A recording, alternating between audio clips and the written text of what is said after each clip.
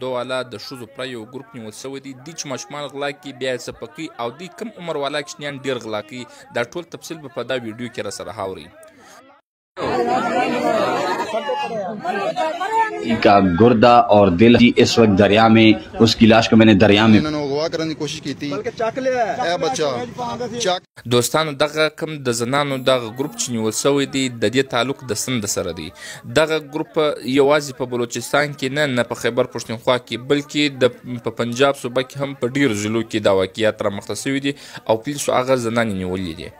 د دې ښځو څخه پوښتنه کیږي چې تاسو کوم عمر والا کوچنیان غلا کوئ. دوی ورته وایي چې د 4 کالو څخه ونیسئ تر 7 کالو پورې. بیا دا ماشومان دوی څه پکوي دوی یې خرڅوي په څو یې ورکوي. یو ماشوم دوی خرڅوي د دوی بیا نور ډیلران ناست چې هغه یې ځینې رانیسي. یو ماشوم دوی په 40,000 50,000 کې شاوخوا ورکوي. په دې سره مختلف کاروبارونه دي. یو خو دغه کم ماشومان نارینه کم ماشومان چې دي د دې یو پی ماشومان چې دي غلا کوي دا بیا ساتل کیږي د دې ساتنه کیږي بیا هغه کستن تور پالچ کیږي مطلب د چا لاس ورخوش کی د چا سترګ ورخوش کی په هغه باندې پکر کی یو پی خلک د پکر لپاره رانیسي. بل پی چې دي هغه دغه پښتورګي او زړه ځینې کاږي چې کوم په ډاکټري شیانو کې خرڅیږي کوم دي تواره کی هغه کار ځنې اخلي. کوم سي انجینر ورکیږي یا د انجینر کوم دی هغه کی وې دا څه پکوي د دې بیا ډیر غټ کاروبار دی چې کوم انجینر غلا کیږي د دې باندې څه چمکي په مختلفو کاروبارو کې دا تقسیمیږي دا پر لخرسیږي دلته پنجاب سند کراچي مختلف شهرونو په دې باندې ډک دي د کاروبار سره کشنی ماشوم غلا کې بیا دا غټیږي مطلب د انجینر بیا دی غلا کوي دا بیا د 2 کالو سوین چې در 10 کالو پورې دا قدر انجینر دی غلا کوي دا چې غلا کوي بیا د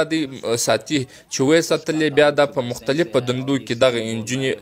دی استعمالي هغه تاسو په خپل پاشي باندې سر خلاص دي بلکې دی وایي چې دا د پاکستان څخه بهر موږ دغه انجینر هستو چې د پاکستان څخه و نور ملکو ته منتقل کیږي. نو دوستانو په خپل کلو مالو علاقو په وطن کې د دغه شوزو کوم چې د سوداوي خرڅي په کلو په مالو کې غوټي په سنگي دی شاوخوا په کلی ګرځي هغه په کلی کې دی کپړې خرڅي سنگار خرڅي د ټولو پښتنو ورونو سمې د دې شي ډیر خپل دي چې زموږ خلک یا د ماشومان چې ورکیږي هغه اسیم نه ورکیږي کښنه کورکسي زموږ د وطن خلک دی برته دوی مورزه کښنه پیدا کیږي چې دا کوم مخله ورکسي دغه ماشومان چې کوم دي دا بالکل اغوا کیږي ورکیږي د دې سره مختلفه کارونه اخیستل کیږي. نو دغه ویډیو در هغه ټولو پورې ورسوي چې د دې کار مخنیوي دغه ټول ځوانان کمیوت الکوان چې کوم دي د دې ځوانان سره زما دا خواست دي چې په کلیو په هر محله کې د ځوانان په کار دادي و دغه خرڅلاو والا سامانو والا ته ودرېږي چې یو سندي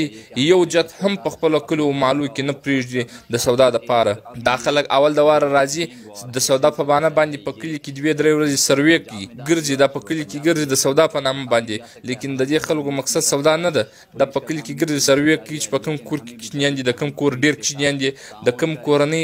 نارینه پر کور باندې د کوم کورنۍ نارینه پر کور باندې نه دا دغه رقم سروې وکي د دې سروې سبات کې بیا درې مسلرم 15 جمعه بعد بیا دی په کلی کې یو کښنی ټارګټ کړی چې دغه کښنی پورته کوو یا پلانکې کښنی پورته کوو یا د پلانکې کور کې کښنیان ډیر د دې کور څخه پورته کوو. ویډیو مخ ته